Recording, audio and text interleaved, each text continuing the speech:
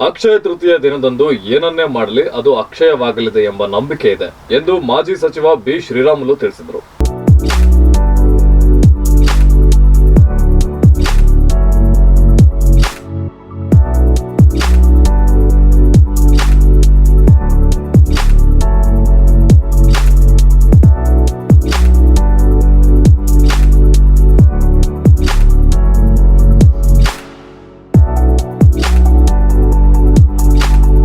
ಬಳ್ಳಾರಿ ನಗರದ ಗವಿಯಪ್ಪ ವೃತ್ತದಲ್ಲಿರುವ ಬಸವೇಶ್ವರರ ಮೂರ್ತಿಗೆ ಮಾಲಾರ್ಪಣೆ ಮಾಡಿದ ನಂತರ ನೆರೆದಿದ್ದವರನ್ನ ಉದ್ದೇಶಿಸಿ ಮಾತನಾಡಿದ ಮಾಜಿ ಸಚಿವ ಬಿ ಶ್ರೀರಾಮುಲು, ಉಪಕಾರ ಮಾಡುವುದು, ಸಂಪತ್ತು ಗಳಿಸುವುದು, ಪೂಜೆ ಪುನಸ್ಕಾರಗಳನ್ನ ಮಾಡುವುದಕ್ಕೆ ಅಕ್ಷಯ ತೃತೀಯ ದಿನದಂದು ವಿಶೇಷ ಮಹತ್ವವಿದೆ. ನಾಡಿನಾದ್ಯಂತ ಬಸವ ಹಾಗೂ ಅಕ್ಷಯ ತೃತೀಯವನ್ನ ಆಚರಿಸುವುದು ಮತ್ತೊಂದು ವಿಶೇಷದ ಸಂಗತಿ ಎಂದು ತಿಳಿಸಿದರು.